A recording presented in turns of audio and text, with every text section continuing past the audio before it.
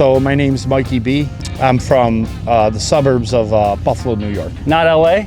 No.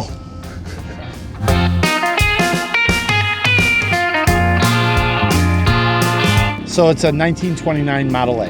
I bought it as kind of a impulse buy, as my friend Beav will tell you.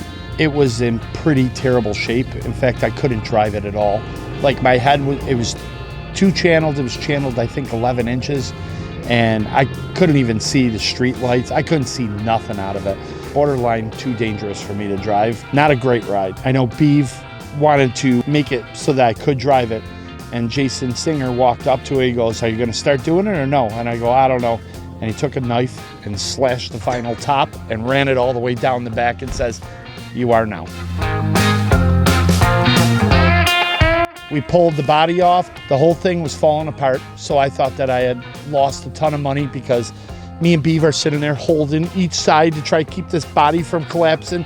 We had to ask Surrey to call Jason Singer down the street to come down. He came down and helped us re-support it with conduit and get it back upright and stuff. It took about 5.5 years to build.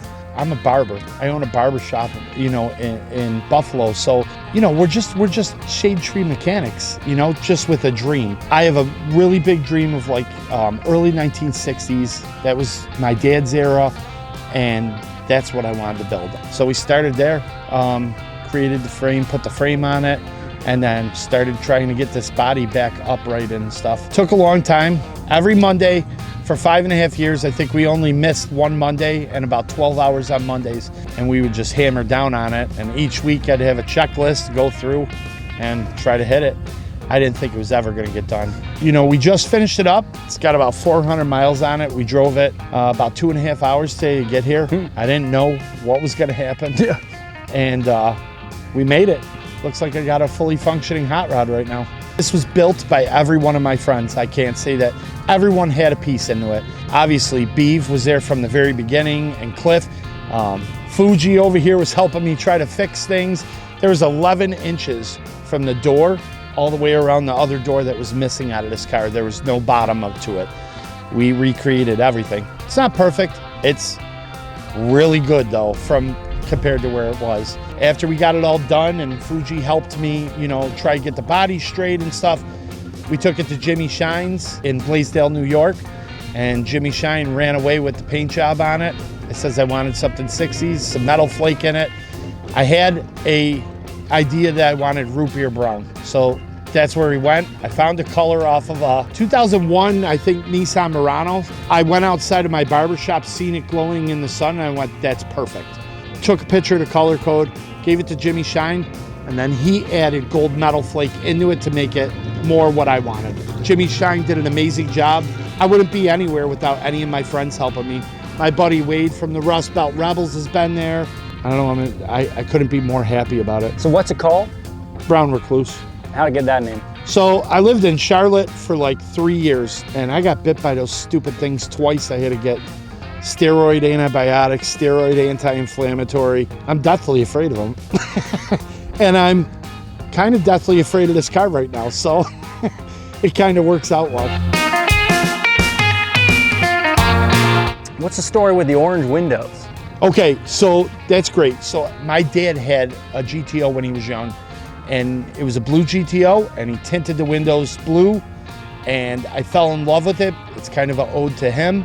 And every vehicle I've had, I've kind of done a color tint on it. It kind of goes with the 60s gassers and street freaks and all that. I just absolutely love it. It's not for every car, but for a 60s car, I think it is. I don't know, the orange, the brown. I based everything off of A&W root beer. So I wanted root beer brown. I put the bottle on the overflow, and I ran with the colors off of that. There was a lot of things I'm very, I wanted things a specific way, and I would not back down on anything. I went with everything that I wanted. Even when people are saying you can't do that. I mean, I got a 1948 Ford steering wheel in there. Really tight in there. Love it. Absolutely had to have it. Couldn't go back on it. Had to have it. So, and everyone's telling me you gotta get a smaller steering wheel. I would not bow down on it. So I'll just have to learn how to drive with it. That's about it. And what's your barber shop? Black Sheep Barbers in Buffalo, New York. Yeah, I do a lot of, I like doing World War II haircuts and stuff like that. It's on Transit Road. Why don't you set up here? Well, that's funny you're saying that. We have a 1979 short bed van with no windows, straight creep wagon.